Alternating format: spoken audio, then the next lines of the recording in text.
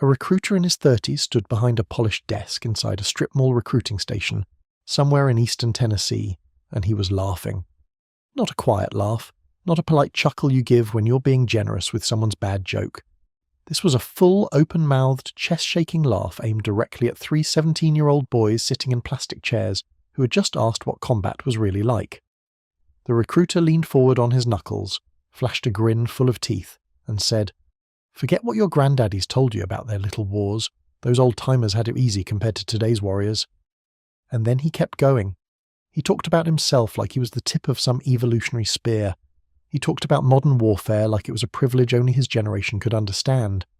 He talked about veterans from previous eras, the way a man talks about furniture he's outgrown, with casual, careless dismissal. And somewhere in that room, sitting in the back row behind those 3 boys, an old man with a wooden cane across his knees heard every single word. He didn't say anything. He didn't shift in his chair. He just sat there with his jaw tight and his eyes locked on the back wall like he was staring through it into some other decade entirely. And then, without a word, he stood up. He walked to that desk. He reached inside the collar of his flannel shirt, wrapped his fist around a thin steel chain, and ripped it from his neck hard enough to leave a red welt across the back of his weathered skin. He slammed 2 dog tags onto the glass surface of that desk so hard the whole thing cracked down the centre, a long jagged line splitting the recruiter's reflection clean in half. The room went dead silent, not church quiet, not library quiet, the kind of quiet that fills a space when everyone in it understands, at exactly the same moment, that something has just changed and there is no going back.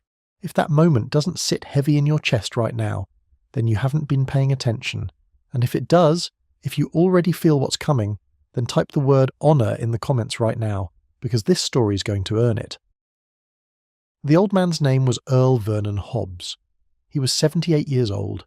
He stood 5'10" but walked like a man who used to stand 6'2", the kind of slow, permanent compression that years of carrying weight, physical, spiritual and otherwise, press into a man's skeleton 1 vertebra at a time. His hair was white and cropped close to the scalp in a style that hadn't changed since 1967. His face was a topographic map of deep-cut lines around the eyes, sun damage across the nose and forehead, and a jaw that still squared off like a cinder block, even though the skin around it had long since surrendered to gravity.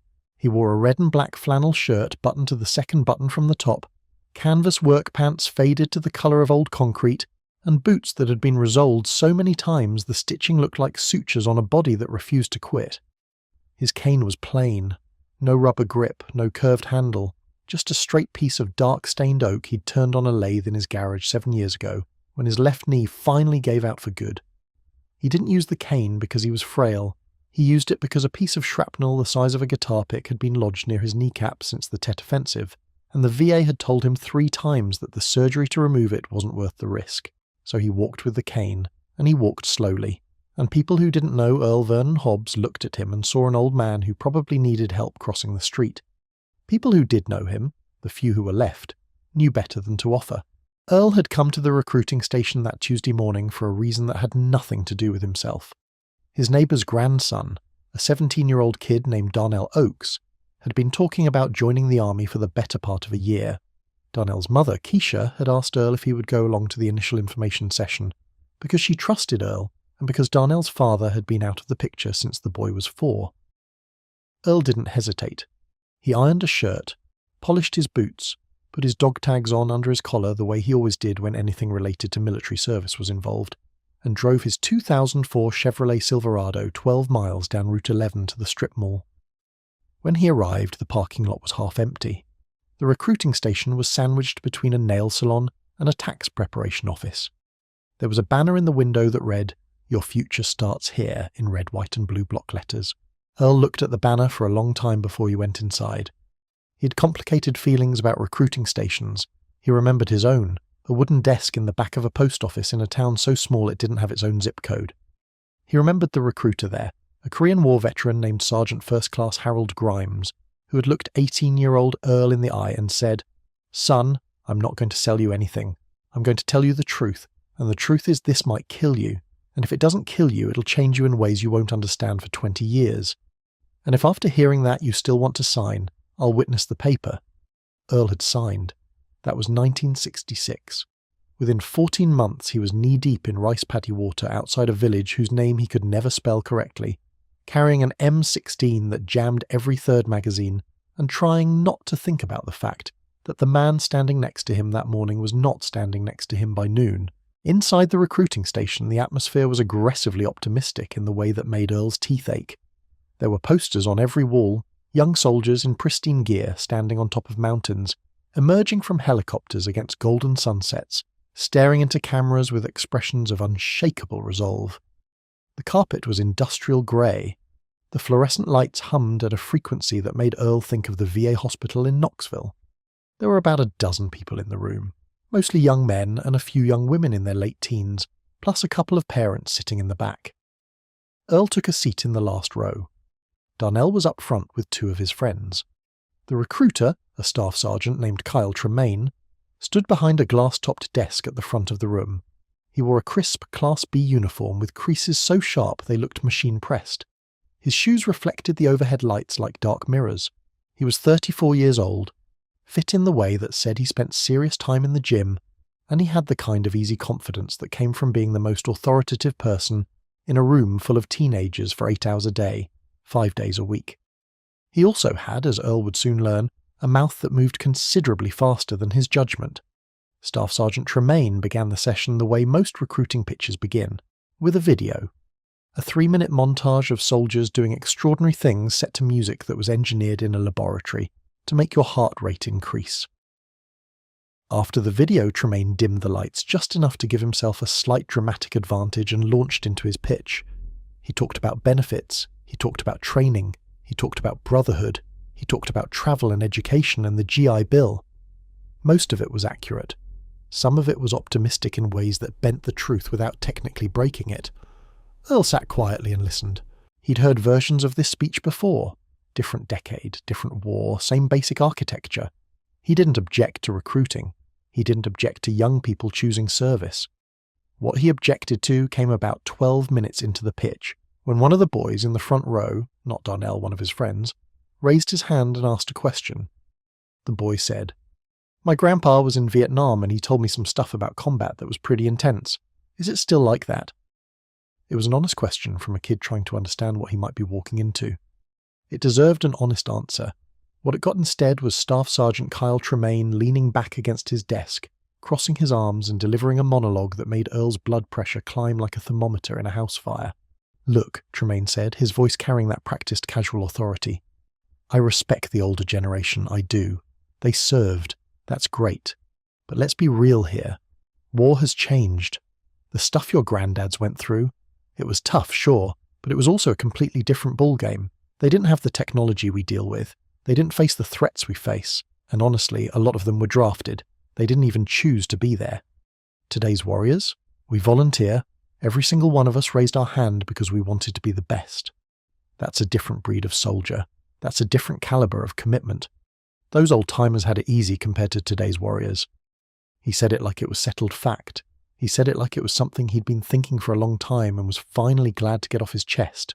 He said it without looking at anyone in particular, which meant he also said it without noticing the 78-year-old man in the back row whose knuckles had gone white around the handle of his oak cane. The boys in the front row absorbed Tremaine's words the way boys that age absorb anything said by a man in uniform, uncritically, without filter, with the assumption that authority equals truth. A couple of them nodded. One of them smiled like he'd just been given permission to feel superior to his own grandfather. And that smile, that small, thoughtless, borrowed arrogance on the face of a child who had never heard a shot fired in anger, was the thing that broke the dam inside Earl Vernon Hobbs. Earl didn't make a scene. That wasn't how he operated. He didn't shout. He didn't stand up and give a speech. What he did was far more devastating in its economy. He placed both hands on his cane, pushed himself up from the plastic chair with the careful, deliberate motion of a man who had learned long ago that the body is a vehicle with a limited warranty, and he walked. He walked past the row of parents. He walked past a woman holding a handbag against her chest like a shield. He walked past Darnell, who turned in his chair and watched Earl with wide eyes. He walked directly to Staff Sergeant Tremaine's desk. Each step was punctuated by the dull tap of the oak cane against the thin commercial carpet. The fluorescent lights buzzed overhead. Nobody spoke. There was something in Earl's face. Not anger exactly, not aggression, but a gravity so total and so focused that it pulled the oxygen out of every conversation in the room, the way a vacuum pulls air from a sealed chamber. Tremaine watched the old man approach with an expression that started as confusion, shifted briefly toward irritation, and then, as Earl got close enough for Tremaine to see his eyes clearly, settled into something closer to uncertainty. There was a look in Earl's eyes that Tremaine had only ever seen in training exercises and photographs. It was the look of a man who had been to the absolute bottom of what human beings are capable of doing to each other, and had somehow climbed back out, and the look said very clearly, "I have nothing left to lose and nothing left to prove, and you would be wise to listen to what happens next." Earl stopped at the edge of the desk. He looked at Tremaine for a full 5 seconds without blinking. The silence in that room was so thick you could have cut it with a bayonet. And then Earl reached his right hand up to his collar, slipped his fingers beneath the fabric of his flannel shirt, found the thin steel chain he had worn against his chest every single day for over 5 decades, and he pulled. He didn't unclip it. He didn't lift it gently over his head. He wrapped his fist around those tags and he ripped the chain from his neck with a single, violent motion that popped the clasp and left a raw red line across the back of his neck below the hairline. The chain made a small metallic sound as it broke, a sound like a tiny bone snapping, and then Earl raised his fist above that glass-topped desk and brought it down. Not a placement, not a gesture, a slam. The kind of impact that comes from the shoulder and travels through the arm like a piston. The glass cracked. A long, jagged fracture line split the surface diagonally from corner to corner, bisecting the reflection of the overhead light into 2 trembling halves. The sound was sharp and final, the sound of something that cannot be unbroken. 2 dog tags sat in the centre of the cracked glass, still warm from 53 years of uninterrupted contact with Earl Vernon Hobbs's skin. The chain coiled around them like a small silver snake. Nobody moved, nobody breathed. The room was a photograph. Tremaine looked down at the dog tags. His mouth was open, but nothing was coming out. His jaw hung slightly ajar like a door on a broken hinge. The 2 tags lay face up on the fractured glass. The first one caught the fluorescent light and Tremaine could read it clearly. Hobbs, Earl V, followed by the service number, blood type O positive, religious preference Protestant, and the branch designation US Army. It was the standard issue aluminum tag, slightly corroded at the edges, the stamped letters worn smooth in places from decades of friction against skin and fabric, but still legible. Tremaine's eyes moved to the second tag. He expected to see the same information, a duplicate the way dog tags work, one for the record and one for the body, but the second tag did not say Hobbs. The second tag read Williams, Jerome D. different service number, different blood type, A negative, same religious preference, Protestant, same branch, US Army. Tremaine stared at that second tag for a long time. His training had included a module on the history and protocol of identification tags. He knew what it meant when a soldier carried someone else's tag.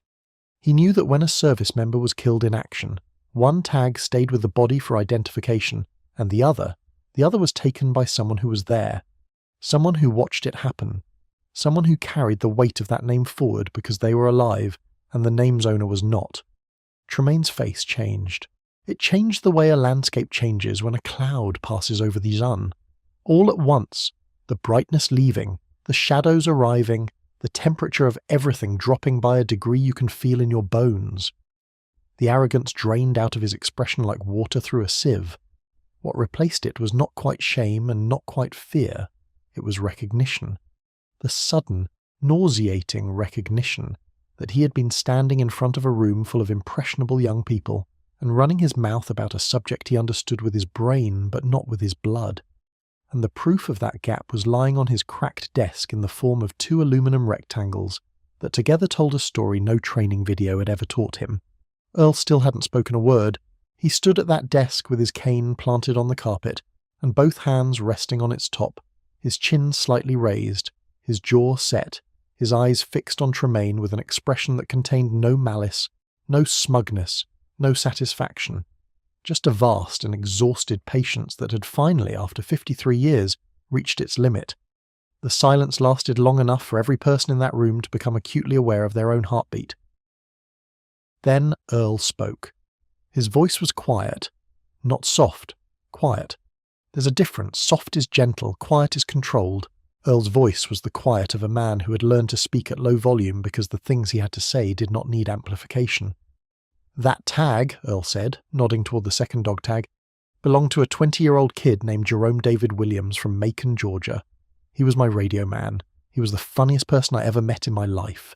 He could do an impression of every officer in our company so accurate, it would make you cry laughing. He had a girl back home named Patricia who sent him a letter every single day, and I mean every single day, and he read every one of them out loud to anyone who would listen. He was going to marry her when he got back. He was going to open a barbershop. He had the whole thing planned out. The name, the location, the price list. $12 for a cut, $15 for a cut and a shave. He'd worked it all out on the back of a C-ration box." Earl paused. The fluorescent lights hummed. "Jerome Williams died 14 feet from where I was standing on March 22, 1968, during a firefight that lasted 6 hours in a place that doesn't exist on any map you've ever seen. A piece of shrapnel opened his throat and he bled out in my arms, while I tried to hold the wound closed with my bare hands. I was 19 years old. I'd been in country for 4 months. I carried his tag out of that jungle because I promised him, while he was still breathing, while he was still looking at me with eyes that knew exactly what was happening. I promised him I would never let anyone forget that he existed, that he mattered, that his life was not easy, that his service was not casual, that his death was not a talking point for a man in a clean uniform behind a glass desk. The words landed in that room like artillery, not loud, not fast, but with the kind of concussive force that rearranges the interior architecture of everyone who absorbs it. One of the mothers in the back row was crying silently, both hands pressed over her mouth. 2 of the teenage boys in the front had turned around in their chairs and were staring at Earl with expressions that hovered between awe and devastation. Darnell Oakes hadn't moved at all. He sat perfectly still, his hands flat on his thighs, his mouth set in a thin line, looking at Earl like he was seeing the old man clearly for the very first time. And Tremaine, Staff Sergeant Kyle Tremaine, who 20 minutes earlier had been the most confident person in the building, stood behind his cracked desk with his arms at his sides and his eyes glassed over, and his lower lip caught between his teeth so hard it had gone white. He didn't speak. He didn't try to explain himself. He didn't offer a defense or a deflection or any of the verbal maneuvers that people in his position usually reach for when they've been caught saying something catastrophically stupid. He just stood there, receiving the full unfiltered weight of what Earl Vernon Hobbs had just delivered. And to his credit, to the one small, fragile piece of credit that could be salvaged from the wreckage of his performance that morning, he received it without flinching. Earl wasn't finished. He turned his body slowly, the cane pivoting on the carpet, his bad knee protesting the rotation with a sound like dry wood flexing, until he was facing the room. He looked at the young people in those plastic chairs. He looked at each of them the way a man looks at a row of seeds he's about to plant, with hope and fear in equal measure, because you never know which ones will grow and which ones the world will crush before they break the surface. "I didn't come here to tell you not to serve," Earl said. "I came here because that boy—" He pointed his cane briefly toward Darnell without taking his eyes off the rest of the room. "Is like a grandson to me, and his mother asked me to make sure he heard the truth before he signed anything. So here's the truth. The truth is that serving your country is the most important thing I ever did. The truth is also that serving your country nearly destroyed me. Both of those things are true at the same time, and anyone who tells you it's only one or the other is either selling you something or they don't know what they're talking about." He paused to let that settle. "The truth is that every generation of warrior faces something terrible. Every generation pays a price. My generation waded through jungles full of booby traps and came home to a country that spit on us in airports. The generation before me froze to death in Korea and never got a parade. The generation before that stormed beaches in Normandy and watched boys from their neighborhood get cut in half before they made it 10 steps off the boat. And your generation, the men and women serving right now, they face things I can barely understand. Drones, cyber warfare, enemies who don't wear uniforms, deployments that go on so long your children learn to walk without you. Every generation has its own hell. Not one of them had it easy. Not one." Earl turned back to Tremaine. The recruiter's eyes were red. Not from crying, from the sheer physiological effort of holding everything in. Earl's voice dropped even lower, until it was barely above a whisper, and every person in that room leaned forward to hear it. "Son," Earl said, and the word landed on Tremaine like a hand on a shoulder. Not aggressive, not condescending, just firm, the way a father speaks to a child who has made a serious error and needs to understand why. I know you think your uniform gives you the right to speak for people who wore it before you. It doesn't. Your uniform gives you the right to serve. That's all it ever gives anyone. The right to serve and the obligation to honour every man and woman who served before you, including the ones who didn't come home, including the ones who came home broken, including the ones who came home and never once talked about what happened, because the weight of it was so heavy that the only way they could carry it was in silence. Jerome Williams had it easy. I held his blood in my hands. I smelled it on my skin for days. I hear his voice in my sleep 3 nights out of every 7, and I have heard it for 53 years, and I will hear it until the day I die. You tell me what part of that was easy. The last word cracked slightly, the first and only fracture in Earl's composure, a hairline split in a dam that had held for half a century. He steadied himself on his cane. He drew a breath. He held it for a beat. And then he was solid again, the crack sealed, the dam intact, the old soldier back in control. What happened next in that recruiting station was something that none of the people present would ever forget, no matter how many years passed or how many other events crowded into their memories.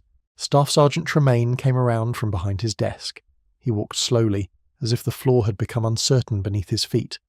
He stopped directly in front of Earl. He was taller than the old man by a good 4 inches, younger by more than 4 decades, and in that moment he looked like the smaller of the two by every measure that mattered. Tremaine bent down slightly and picked up the dog tags from the cracked glass. He held them in both hands the way you hold something irreplaceable, a newborn, a letter from someone who has died, the last photograph of a face you loved. He read the names again.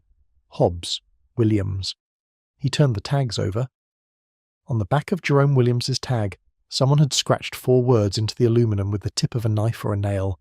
Tell Patricia I tried. Tremaine's composure broke. It didn't crack the way Earl's had. A hairline, controlled, resealed. Tremaine's composure broke the way a levee breaks in a flood. His face contorted. His shoulders pulled inward. A sound came out of his throat that was somewhere between a gasp and a groan. The sound of a man confronting the full dimension of his own arrogance in the space of a single heartbeat. He looked at Earl with eyes that were now openly streaming, tears running down the sharp planes of his cheeks and disappearing into the collar of his Class B uniform. He tried to speak. His mouth opened and closed twice before any words came out, and when they finally did, his voice was raw and unsteady. "I'm sorry," Tremaine said. And then again, slower, like he was trying to carve the words into the air between them. "I am sorry, sir." Earl looked at him. The old man's face held no anger, no triumph, no vindication. What it held was something far more powerful and far more rare.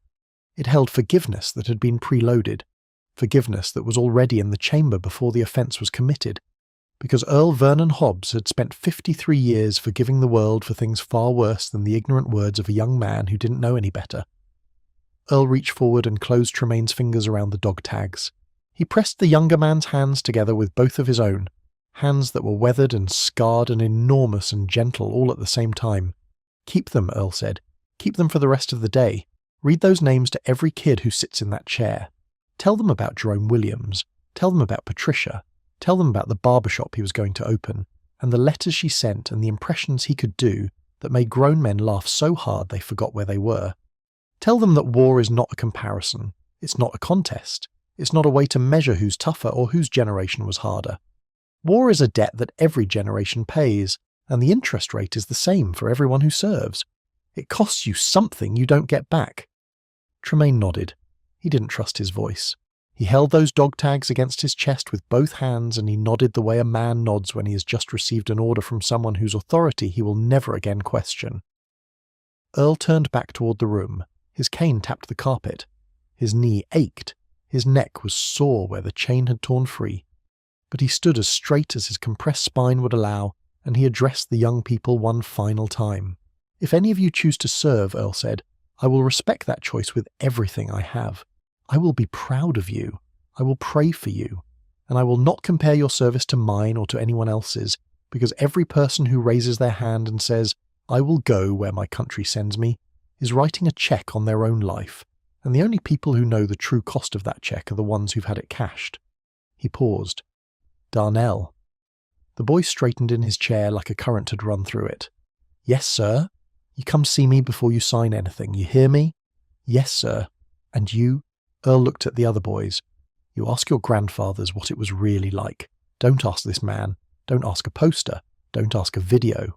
Ask someone who was there. And when they tell you, if they tell you, you listen with your mouth shut and your heart open. That's the only recruiting pitch that matters. Earl walked back toward his seat. Halfway down the aisle, the woman with the handbag, a mother who had come with her son, stood up. She didn't say anything, she just stood. And then a man 2 seats over stood. And then one of the teenagers in the front row pushed his chair back and got to his feet. One by one, every person in that room stood up. Not because anyone told them to, not because there was a protocol or a cue. They stood because something in the human wiring, something buried deeper than culture or training or generation, recognized what was passing in front of them and knew that the correct response was to be on your feet. Earl didn't acknowledge it. He didn't look left or right. He walked to his chair, eased himself down with a controlled exhale, and placed his cane across his knees exactly where it had been before. The only sign that anything had changed was the thin red line on the back of his neck where the chain had been. Tremaine didn't speak for the rest of the afternoon. He cancelled the remaining 30 minutes of the group session.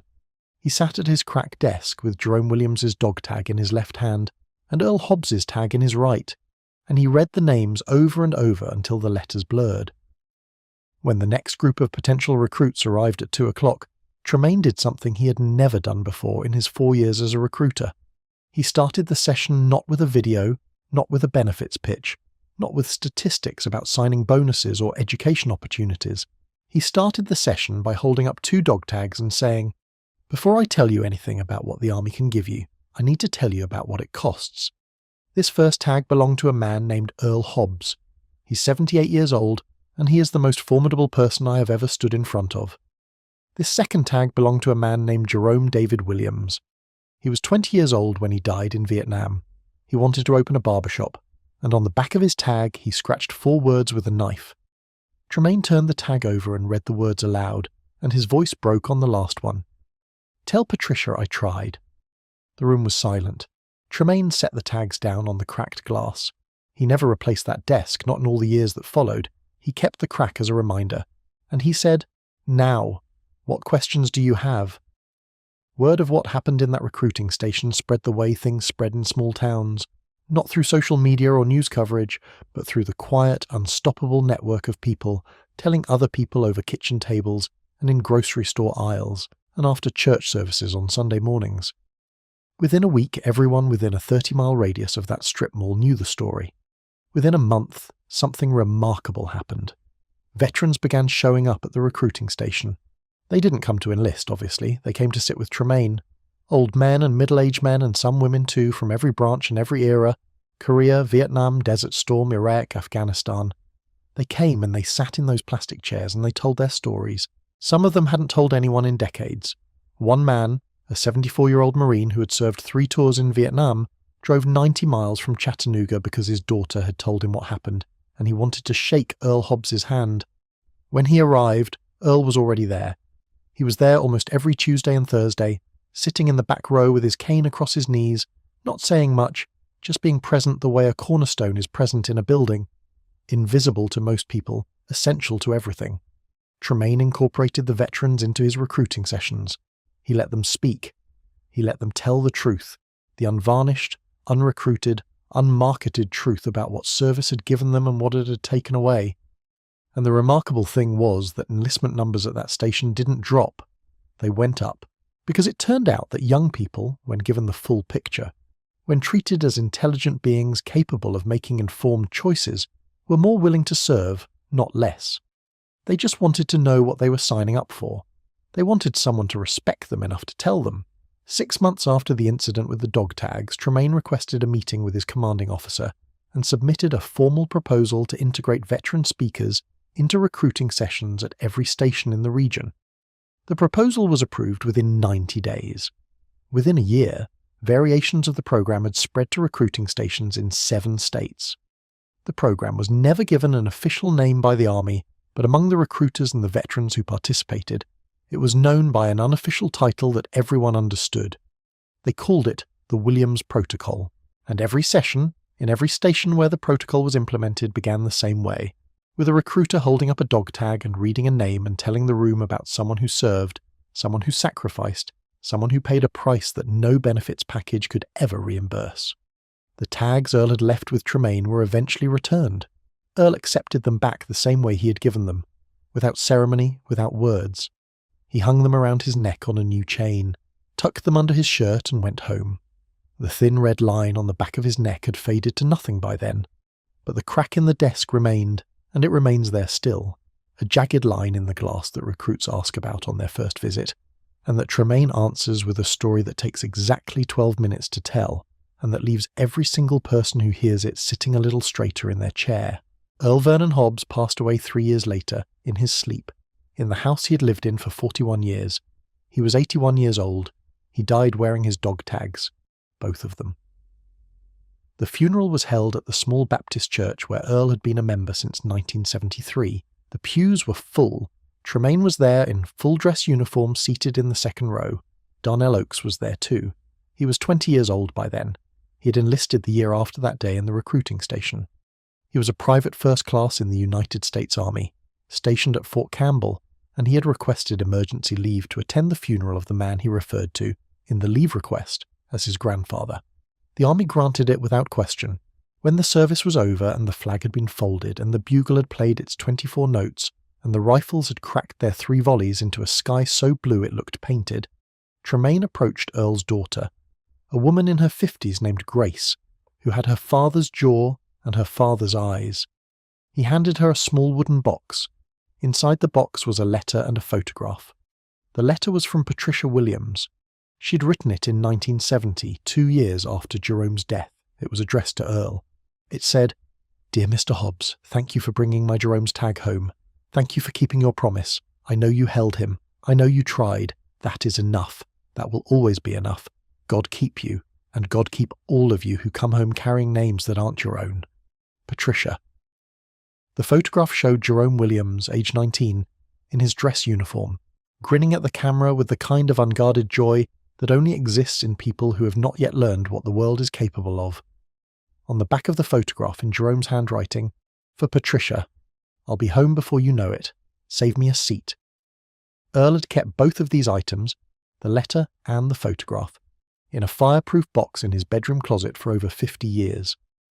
He had given them to Tremaine 6 months before his death with a single instruction.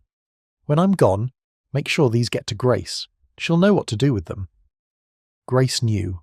She donated the letter, the photograph, and a copy of Jerome Williams's service record to the National Veterans Memorial and Museum in Columbus, Ohio. They are displayed in a glass case on the second floor, alongside a small placard that reads, P.F.C. Jerome David Williams, 1948 to 1968. He wanted to open a barbershop. He wanted to marry a girl named Patricia. He wanted to come home. He tried. If you are watching this right now, and you have ever worn a uniform, or loved someone who wore a uniform, or stood next to a grave that has a flag on it, or held a hand that shook for reasons the person attached to it could never fully explain, then you already know why this story matters. It matters because every generation of warriors carries a weight that no generation after them fully understands until they carry their own. It matters because the distance between a clean desk and a cracked one is the distance between talking about service and understanding it. It matters because somewhere right now, in a recruiting station or a VA hospital or a living room with the curtains drawn, there is an old man sitting quietly with a cane across his knees and a chain around his neck and a name on his chest that is not his own. And he has been carrying that name for longer than most of us have been alive, and he has never once put it down. If you believe that those who serve deserve to be heard and not just thanked, if you believe that courage doesn't come with an expiration date, and if you believe that a 20-year-old kid from Macon, Georgia, who wanted to open a barbershop and marry a girl named Patricia deserves to be remembered, then subscribe to this channel right now, because this is where those stories live. This is where those names are spoken, and as long as you're here, not one of them will be forgotten.